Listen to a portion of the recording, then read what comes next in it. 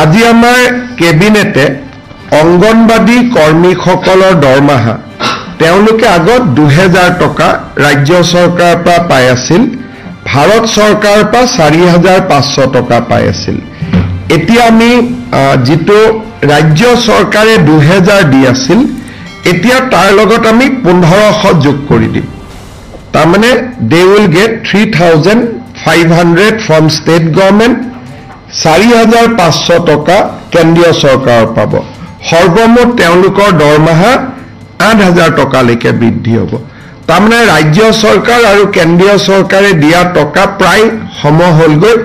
তেওঁলোকে 4000 দিয়ে কেন্দ্ৰীয় চৰকাৰে, আমি 3500 দিম। কেন্দ্ৰীয় চৰকাৰে 4500 দিয়ে, আমি 3500 দিম। টোটেল অংগনবাদী দৰমহা 8000 টকা হ'ব, 1500 টকা বৃদ্ধি হ'ব ৰাজ্য চৰকাৰে দিব। অংগনবাদী কৰ্মীৰ দৰমহা 750 টকা বৃদ্ধি হ'ব। আগতে তেওঁলোকক ভাৰত চৰকাৰে 2250 টকা দিছিলে, ৰাজ্য চৰকাৰে 1000 দিছিলে। এতিয়া ভাৰত চৰকাৰৰ পৰা 2250 টকা পাব আৰু ৰাজ্য চৰকাৰৰ পৰা 1750 টকা পাব। সৰ্বমুঠ 4000 টকা পাব। অৰ্থাৎ সহায়িকা গৰাকীয়ে 4000 পাব, কৰ্মী গৰাকীয়ে 8000 পাব। আৰু বৃদ্ধি কিমান হ'ল? কৰ্মী গৰাকীৰ বাবে 1500 হ'ল, সহায়িকা গৰাকীৰ বাবে 750 টকা হ'ল। আজি আমাৰ কেবিনেটত আমি ঘোষণা কৰা আৰু এটা আঁচনি আমি অনুমোদন দিওঁ। এইবাৰ যিসকল ল'ৰা ছোৱালীয়ে মেট্ৰিক পৰীক্ষা দিব, তেওঁলোকৰ ফৰ্ম ফিল আপ অক্টোবৰ মাহৰ 10 তাৰিখে সামৰণি পৰিব। এইবাৰ ফৰ্ম ফিল আপত আমি তেওঁলোকক অনুৰোধ কৰিছোঁ যাতে তেওঁলোকে বেংক একাউণ্ট নম্বৰটো দিয়ে। আৰু কেবিনেটে যে অনুমোদন কৰিছে যে 1 নৱেম্বৰৰ পৰা মেট্ৰিক শেষ নোহোৱা পৰ্যন্ত প্ৰত্যেকজন উচ্চতৰ HSLC মেট্ৰিক পৰীক্ষাৰ্থীক আমি প্ৰতি মাহত 300 টকাকৈ তেওঁলোকৰ বেংক একাউণ্টত দিম। এই টকাখিনি তেওঁলোকে বুকছ কিনিব পাৰিব, নোটবুকছ কিনিব পাৰিব, নিউট্ৰিচিয়াছ ফুড ল'ব পাৰিব। অৰ্থাৎ 5 লাখ ষ্টুডেণ্টে মাহত 300 টকাকৈ অলমষ্ট, আমি মেট্ৰিক কোন মাহত হয় নাজানো, যদি এপ্ৰিলত হয় 6 মাহৰ কাৰণে পাব, যদি ফেব্ৰুৱাৰীত হয় 4 মাহৰ কাৰণে হ'ব, যদি মাৰ্চত হয় 5 মাহৰ কাৰণে পাব। তাৰমানে কোনো মেট্ৰিক কেণ্ডিডেটে নিউট্ৰিচিয়াছ ফুড বা কিতাপ পত্ৰ কিনাৰ পৰা বঞ্চিত হ'ব নালাগে। নিজকে মেট্ৰিকৰ কাৰণে প্ৰিপেয়াৰ কৰাৰ কাৰণে তেওঁলোকে 300 টকা লাভ কৰিব প্ৰত্যেক মাহত। আৰু এই আঁচনিটো 1 নৱেম্বৰৰ পৰা কাৰ্যকৰী হ'ব।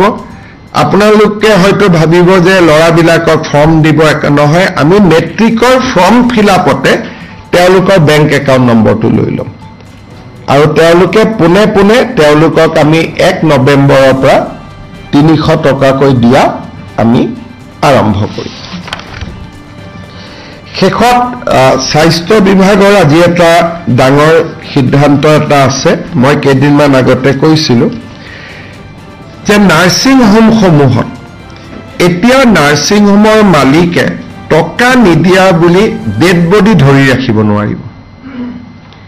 যদি কোনোবা ব্যক্তিক পৰিয়ালৰ মৃত শৰীৰ নাৰ্ছিং হোমে 4 ঘণ্টাতকৈ বেছি ধৰি ৰাখে, তেতিয়াহ'লে সেই ব্যক্তিগৰাকীয়ে 104ত ফোন কৰিব, নহ'লে লোকেল পুলিচক ফোন কৰিব।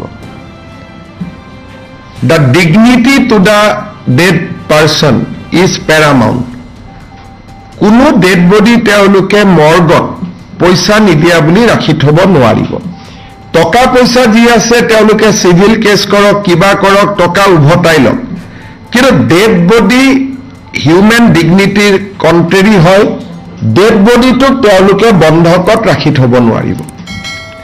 ইয়াৰ কাৰণে আমাৰ কেবিনেট মেমৰেণ্ডাম চহী হৈ যোৱাৰ লগে লগে এইটো তেওঁলোকৰ যিকোনো গাৰ্জেনে যে মোৰ ডেড বডিটো 4 ঘণ্টাৰ ভিতৰত মুকলি কৰি দিয়া নাই বুলি ক'লে গাৰ্জেনসকলে 104ত ফোন কৰিব পাৰিব বা লোকেল পুলিচ ষ্টেচনত ফোন কৰিব পাৰিব পুলিচে গৈ ডেড বডিটো লগে লগে ৰিলিজ কৰি দিব আৰু যোনে এনেকে ডেড বডি ৰাখি থৈ দিয়ে তেওঁলোকৰ আমি 3 পৰা 6 মাহলৈকে লাইসেন্স সাসপেন্ড কৰিম আৰু তেওঁলোকে 5 লাখ টকালৈকে পেনাল্টি দিব লাগিব আৰু যদি তেওঁলোকে ৰিপিট অফেন্স কৰে তেতিয়া আমি তেওঁলোকৰ নাৰ্সিং হোম বন্ধ কৰি দিয়াৰ ব্যৱস্থা ল'ম আকৌ এবাৰ মই কৈছো যে মৃত শৰীৰ কোনো নাৰ্সিং হোমে 4 ঘণ্টাতকৈ বেছি ধৰি ৰাখিব নোৱাৰিব বোলে মোৰ ল'ৰাজন আমেৰিকাত আছে আহি পোৱা নাই সেইকাৰণে মই ৰিকুৱেষ্ট কৰিছো নাৰ্সিং হোমত যে মৰ্গত ডেড বডিটো কিছু দেৰি থৈ দিয়ক বেলেগ কথা তেনেকুৱা কেতিয়াবা হয় কিন্তু মই পেমেন্ট কৰিব পৰা নাই ঘৰৰ পৰা পইচা লৈ আহক তেতিয়াহে ডেড বডি এৰি দিম এই কথাটো নহব পইচা আপুনি দিব আছে আপুনি সিভিল কেছ কৰক মানি কেছ কৰক যি কৰক বেলেগ ব্যৱস্থা লওক কিন্তু মৃত শৰীৰটো পণবন্দী হিচাপে ৰাখিব নোৱাৰে it cannot be a hostage dead body টোক আপুনি ধৰি ৰাখিব নোৱাৰে এই অধিকাৰ কোনো নাৰ্সিং হোমত ভাৰতৰ সংবিধানে বা ভাৰতৰ আইনে দিয়া নাই সেই কাৰণে যিকোনো ব্যক্তিয়ে 104 এটো 24/7 হেল্পলাইন থাকিব 104ত ফোন কৰিলে 104 এ লোকেল থানাক জনাই দিব আৰু ডাইৰেক্টলি লোকেল থানাত আমি অভিযোগ দিব পাৰিম আৰু থানাৰ লগে লগে নাৰ্সিং হোমখনত গৈ ডেড বডিটো মুকলি কৰি দিব এই গোটেই যেটো আজি আমি কেবিনেটত সিদ্ধান্ত ললো এই সিদ্ধান্তটো 1 আগষ্টৰ পৰা কাৰ্যকৰী হ'ব কাৰণ অৰ্ডাৰ ওলাব লাগিব থানাবিলাকক আমি জনাব লাগিব কিন্তু আজি কেবিনেটে যেটো সিদ্ধান্ত ললে it will be implemented from 1st of August আৰু ই বহুত দুখীয়া মানুহক হকাক দিব গতিকে কেবিনেটত আজি কেইবাটাও গুৰুত্বপূৰ্ণ সিদ্ধান্ত আছিল আপোনালোকে যদি কিবা খুদিব খোজে খুদিব পাৰে Sir, is it a fast of its kind initiative as far as the national I cannot immediately confirm whether it is a fast of its kind of initiative because sometime I said yes, then somebody will tweet that no, Kerala it is already there, Tamil Nadu it is already there. So that is for the journalist to check whether it is a fast or second. Sir, if you can brief about this scheme as well as the elephant scheme in English. Today, Assam Cabinet has taken a very important decision. Often we hear the complaint that various nursing homes kept the dead body of a deceased as mortgage for next 3-4